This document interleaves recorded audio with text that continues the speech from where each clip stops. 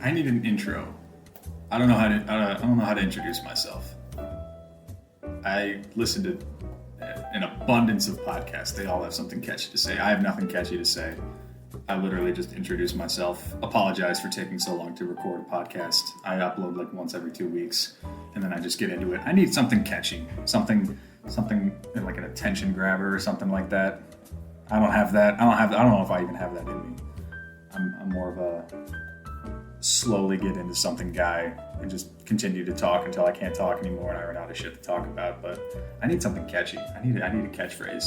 What's that one guy on Community? What's it called? Pop guy. I need a pop. I need some catchphrase that I could say, like the pop guy in Community. But anywho, until I get that, I'm just gonna jump right into an article I wrote. It's basically, I made a lot of preseason predictions, and I'm gonna be honest. Most of them were crap. Most of them were really, really bad. I said the Bulls and Zach LaVine were not going to work. He was going to get traded somewhere. I said Lauri Markkanen might finally take that next step into being an all-star.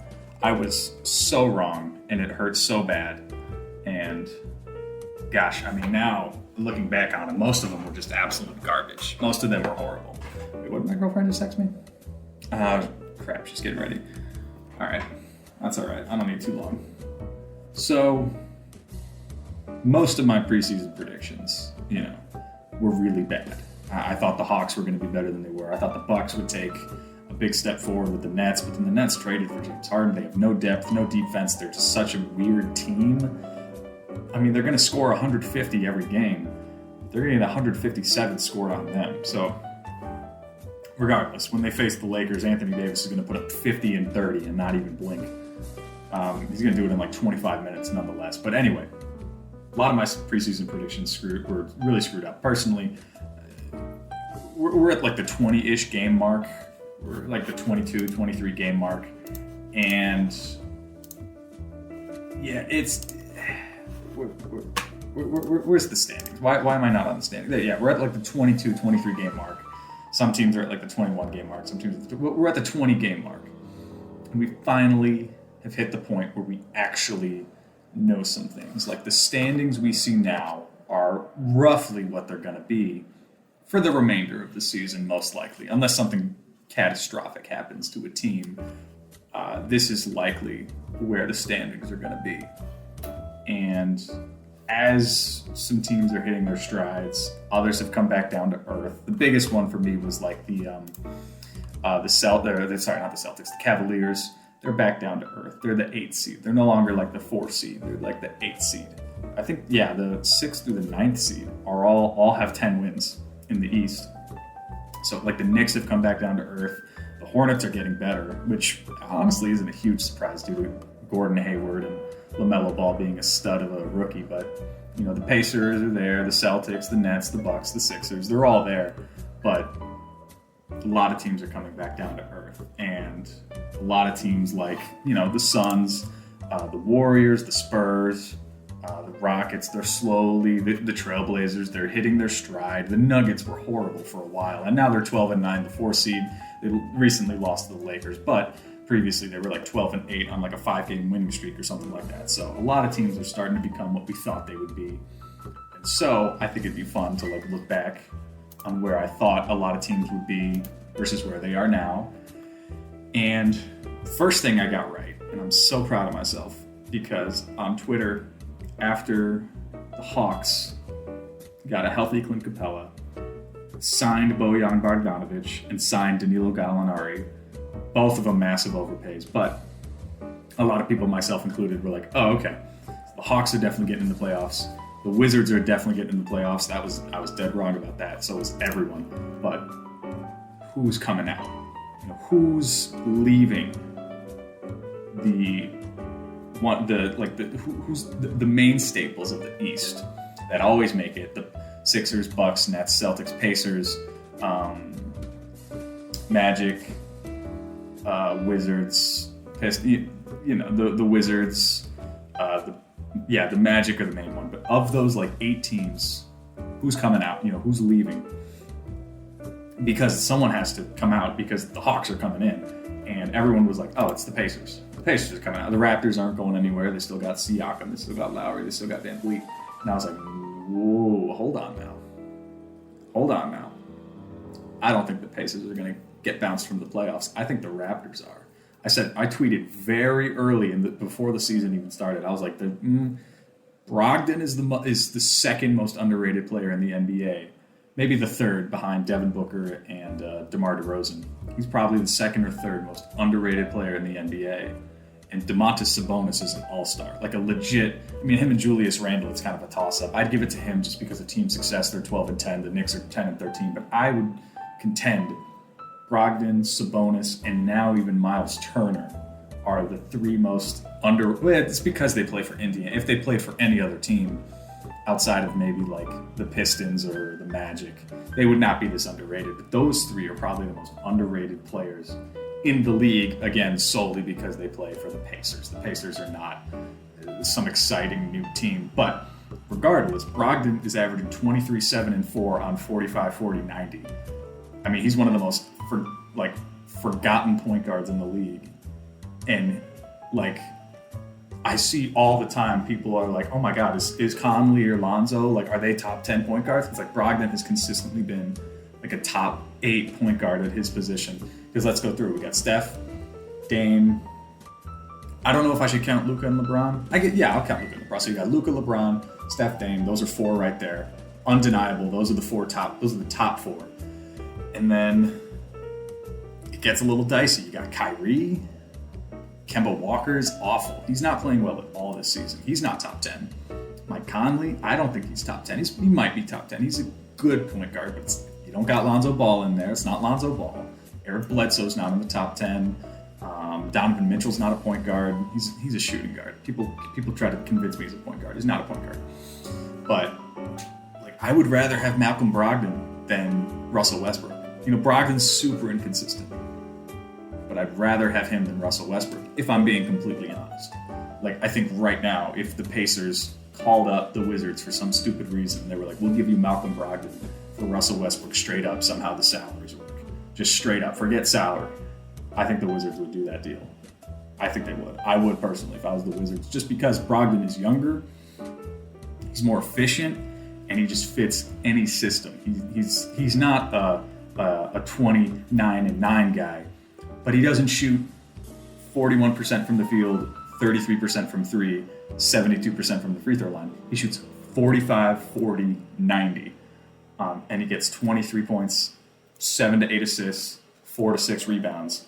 That's insane. That's incredible. It's 3 more points and fewer assists, fewer rebounds, but all around, he's just the better player. So the Pacers. Oh, and also Miles Turner's averaging 4 blocks. What the hell? How is that even possible? How did this even happen? He's 4 blocks. He's averaging more blocks than some teams are, and he's shooting 36% from 3.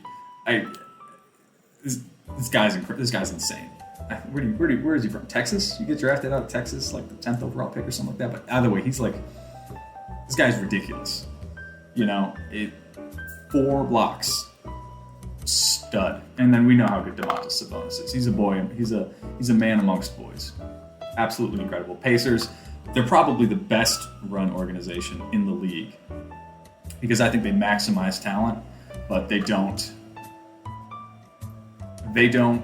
get the sort of recognition they deserve. I think obviously you've got the Bucks, the Sixers now suddenly are an amazingly well-run team, but the Lakers are a really well-run team. The Suns are slowly getting up there, but I think the Pacers for the past decade have just been this insanely well-run team, and Karis LeVert hasn't even played for them yet, and he's going to be amazing. Pacers scare the hell out of me. If I was the Celtics or any team in the East, I know I say this all the time. I said it last year too, and I think they got swept by the Heat or something. But any team in the East should be terrified of playing the Pacers in the first or second round. Absolutely terrified. Hello, everyone, and welcome back.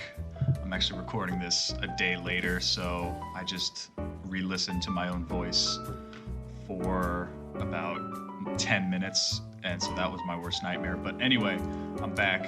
I'm going to pick up right where I left off, talking about where I was right, where I was wrong, where I need more time. I was just talking about the Pacers, talking about Sabonis, Brogdon, and Turner, 3 of those studs. And I got that right. And the first thing I got wrong is that I really thought the Clippers were going to struggle. I really thought. You lose a heartbreaker. You blow a 3-1 lead in the Western Conference semifinals to the Nuggets, who didn't even make it to the finals. So you lost to the team that won the finals. So, I mean, that's just a heartbreaker. But going into the season, I thought, okay, they got slightly better signing Serge Ibaka. They way overpaid Markieff Morris is the one on the Lakers. They got Marcus Morris at like small forward, power forward. Pretty big overpay, $16 million a year, 4 years, $64 million. That's just barely less than Zach LaVine. He is not as good as Zach LaVine, not even close. But I looked at the Clippers and I was like, oh, they're gonna struggle. They are gonna, like, especially coming out of the gate. I thought they were really gonna have a hard time. But as of the writing of my article on February 1st, the Clippers had won 9 out of their last 10. Were on a 3-game winning streak, and I mean, they just look incredible. Obviously they're going to regress a little bit, and we're seeing that now because they were shooting the ball at a historic rate. Not just great for them or great for the NBA. Like, no, like historically excellent 3-point shooting from Kawhi, Paul George, Luke Kennard, Serge Ibaka. Who am I missing? Lou Williams didn't really play, but I'm blanking on another name, but it'll come to me. Even like Reggie Jackson was shooting way above his career averages from 3. So the Clippers, they're going to regress, obviously. Right now they're 3rd in the West at 17-7, but same number of wins as the Lakers, 1 win less than the Jazz, and 5 more wins than the 4-seed Nuggets. So they're a top 3 team, and they're not going anywhere anytime soon. And they are much better than I thought they would be heading into the season.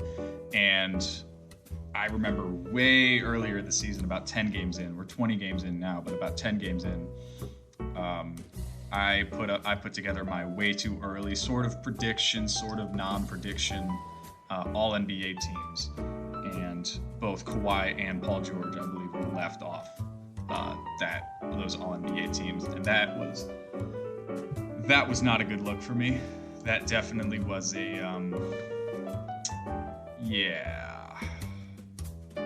that wasn't great. That was not a great, really at all, in any way, shape, or form, a great prediction to make, to think that because I believe I had Brandon Ingram in that final spot over Kawhi Leonard. Where I had that? Where did I put that?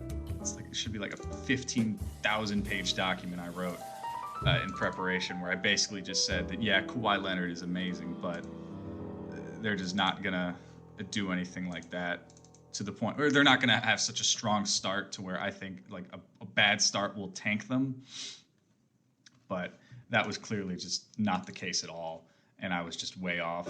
Not only is Kawhi Leonard playing some of the best basketball of his career, he's playing some of the best basketball, period, right now in the NBA. He should definitely be, let's see. First team forwards, I had Jason Tatum, Kevin Durant. Second team, I had Giannis and AD. Third team, I had Ingram and Sabonis. So it was not a good look. Right now, Kawhi's definitely first team. I don't think I could argue that. I think he's obviously having a better season than Tatum. He's having a significantly better season than Durant. Or not significantly better season, but a better season. Excuse me, especially from the defensive standpoint.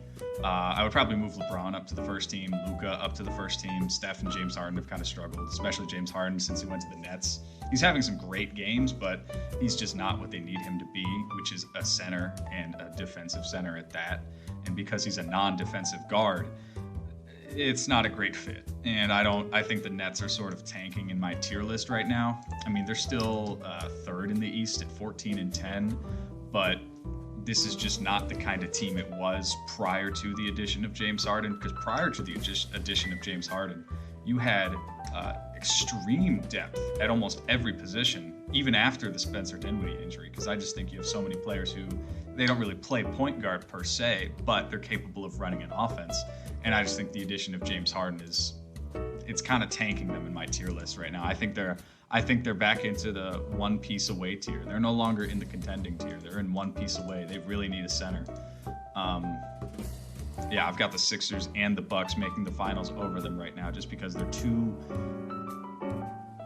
not even inconsistent on defense. They just don't play defense. They're going to drop 150, but the other team's going to drop 157, and you really just can't friggin' win like that because that's just not the way the game, the way the basketball is meant to be played. You're not supposed to drop 150 because if you can drop 150, one of two things happened. Either one, 3 players on your team had an incredible game and they all scored more than 30, or 2, you can't play defense.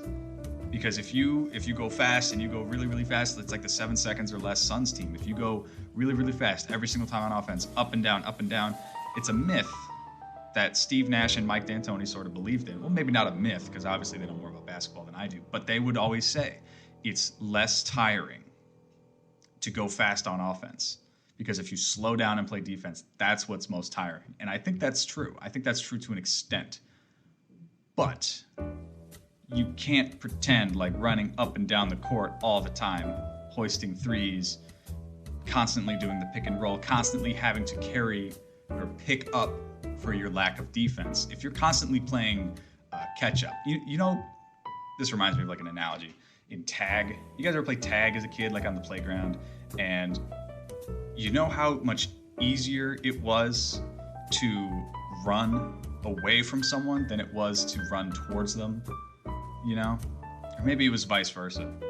Well, I was a big kid, so I keep forgetting this because I was a rather chubby kid as a very young kid. But it's sometimes it's easier to run at someone and tag them than it is to run away. Because if you're running away, sure, you know where you're going, but you always got to look behind you. You always got to like turn your head and be like, oh my God, how close are they?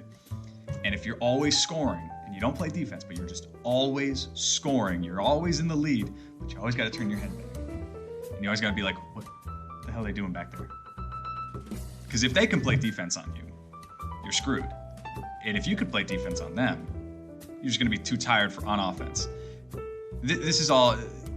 Even as I'm saying it, I realize this is just like a snake eating its tail argument. Like, oh, why are you tired? Because you're good on offense. Well, why don't you play defense? Because you're good on offense. But if that applied, that would apply to literally every single team except the Lakers and the Clippers and maybe the Bucks and Sixers. That's it. And that's just not the case. So obviously, I'm not a basketball genius like Steve Nash, Kevin Durant, Mike D'Antoni, Kyrie Irving. I'm just very, very smart at basketball. I'm not a basketball genius. So maybe they know something I don't. But just watching these games, it reminds me of playing tag as a little kid when I keep looking back at the guy chasing me and I'm like, sure, I really control my own destiny. I control where I go. He has to follow me, but I have to keep looking back on him and he's gaining. Because even if he's not as fast as me, even if they can't score as much as me, they have more than one trick up their sleeve. They do more than just score. Play defense. They rebound really well. Oh, so that's the other thing. They can't rebound for shit. DeAndre Jordan is not DeAndre Jordan. Oh my God. He is 3 years post-washed. He is just, wow, he's awful. So this Nets team has to make some tough decisions. Go for Richaun Holmes. If Andre Drummond's on the buyout market, get Andre Drummond. Oh, crap. Sorry, I just shuffled poker chips and that fell down. But the Nets got to do something serious about that center position because that's really their only issue. Kevin Durant's a serviceable defender, and James Harden's actually becoming slowly underrated as a defender, not to the point where he's good or even average, but he's below average. You know, he's not atrocious. He's not Trae Young, who I don't even want to get into right now.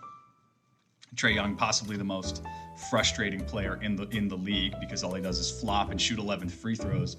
And he's James Harden, but he's minus all the cool ankle breakers. It's just... I do not like the way Trae Young plays basketball. I hate to sound like an old head. I hate the old heads who hate the way the new game is played. But Steph Curry, if an old head tells me, like, hey, you want to know what's wrong with the league? And I'm like, what? And he's like, Trae Young.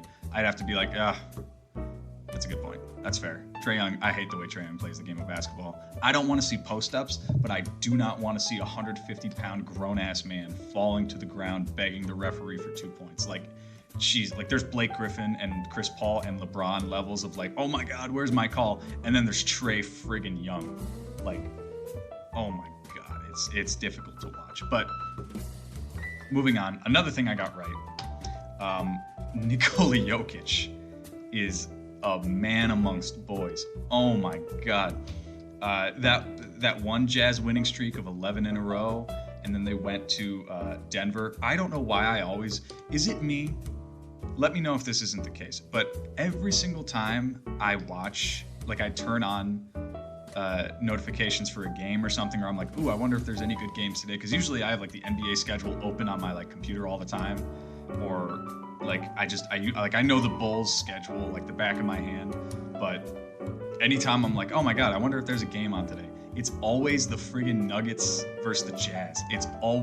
I remember like every single Nuggets Jazz game, because I remember back before I had like NBA League Pass and I could watch these games whenever I want, I would have to like illegally stream them. And every single time, like it seemed like I watched 12 Nuggets Jazz games a year, when at most it could be 4 minus the playoffs. Like, I don't fucking understand it. But regardless, it was a Nuggets Jazz game.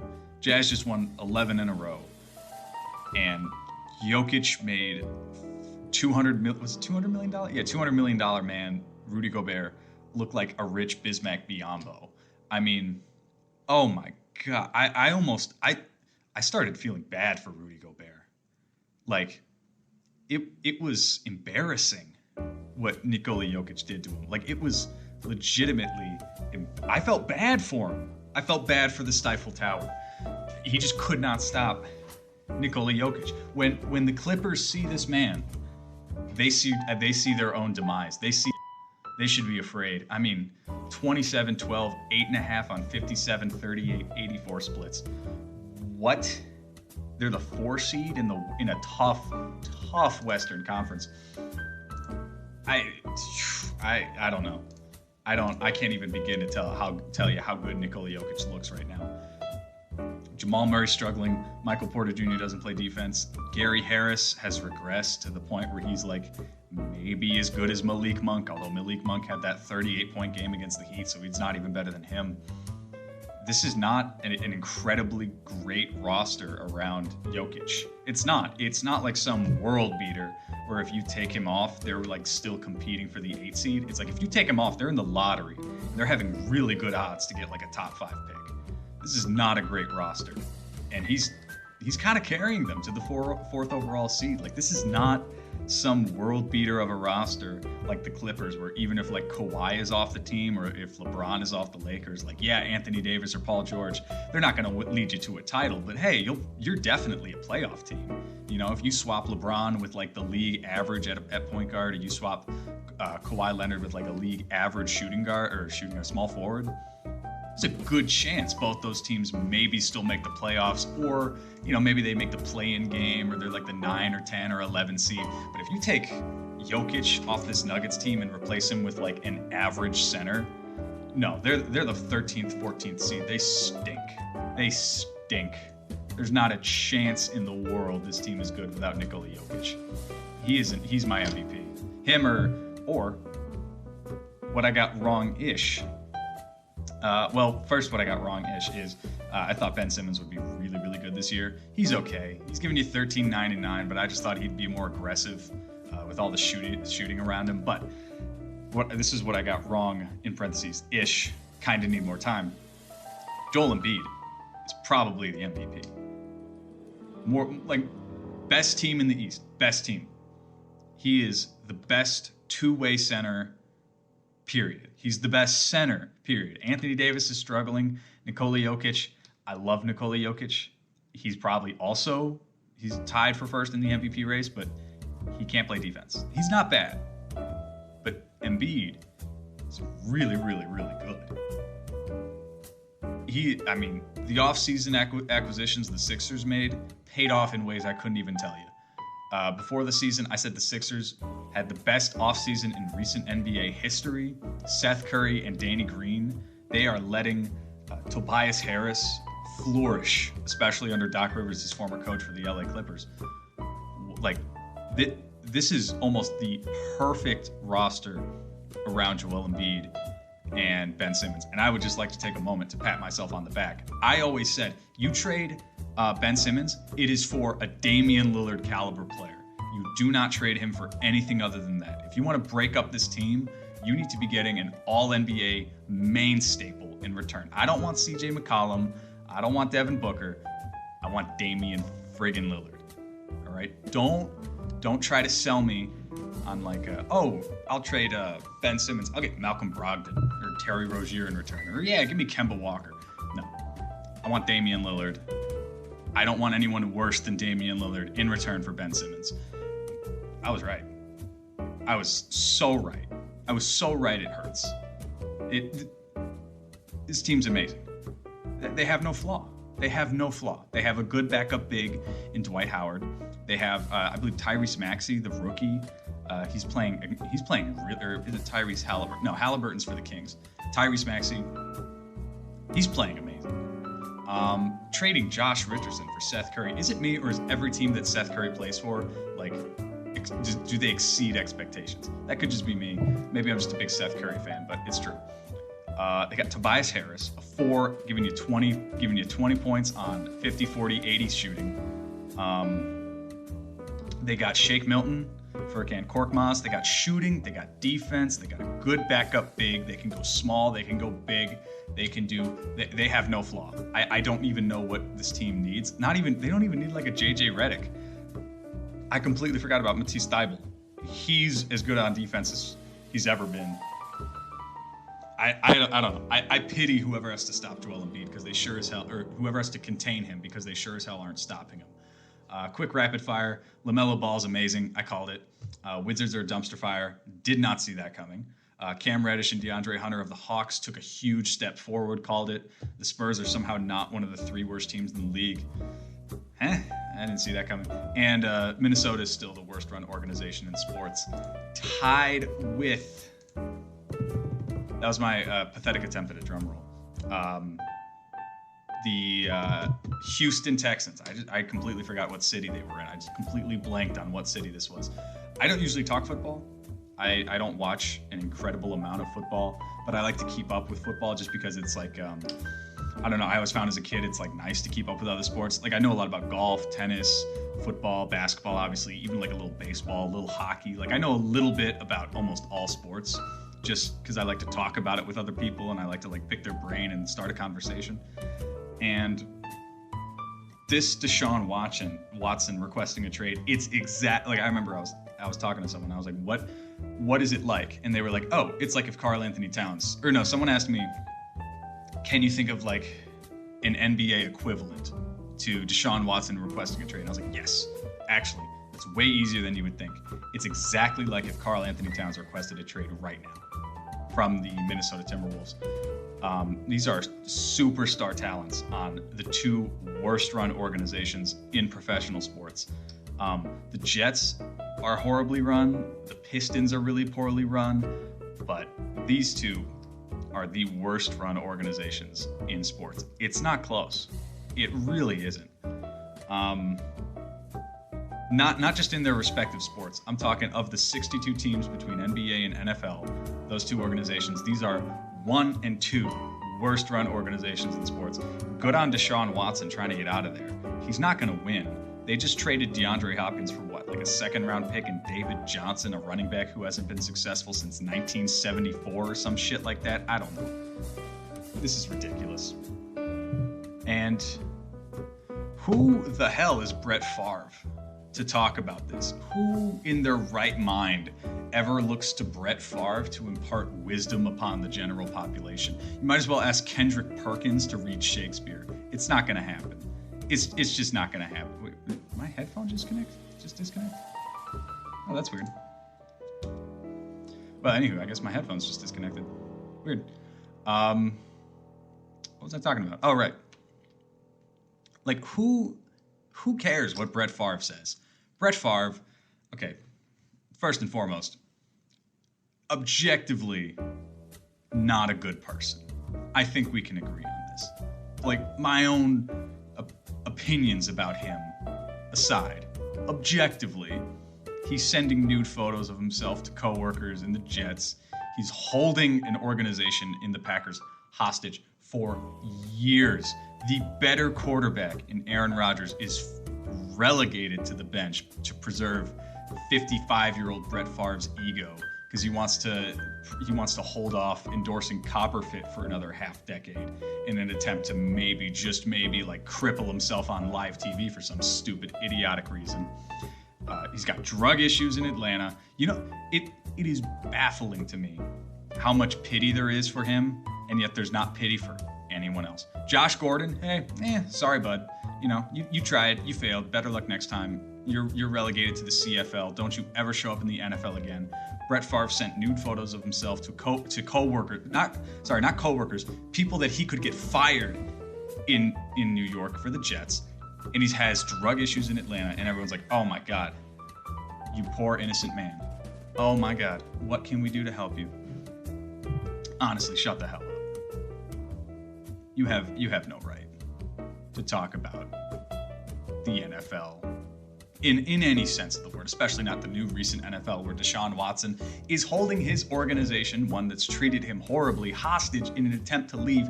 You hold them hostage to stay. You hold them hostage to force them, you hold them hostage to do the opposite of what fans claim they want, which is for their front office to make smart ownership decisions. You force them to hold them hostage to force you to play, rather than the younger, better version of you, Aaron Rodgers, who, by the way, is still younger and better all time. I just don't get it. Deshaun Watson, I hope he goes somewhere good. Obviously, if he goes to the Bears, that'd be great. But somewhere, please, dear God, let him go somewhere well-run. Steelers, maybe. Colts. I don't know. Just somewhere where his career won't die. You know? It's incredible the Texans are better run than the Browns. Imagine going back in time 5 years and telling someone that. They would not have believed you. This organization is screwed. They are just like the Timberwolves. They're not going anywhere anytime soon. And I hope those two superstars, you will rarely hear me tell or say out loud that I wish a superstar would request a trade and like force their way out. But if you're Karl Anthony Towns or Deshaun Watson, I hope you do that, and I hope you get out there.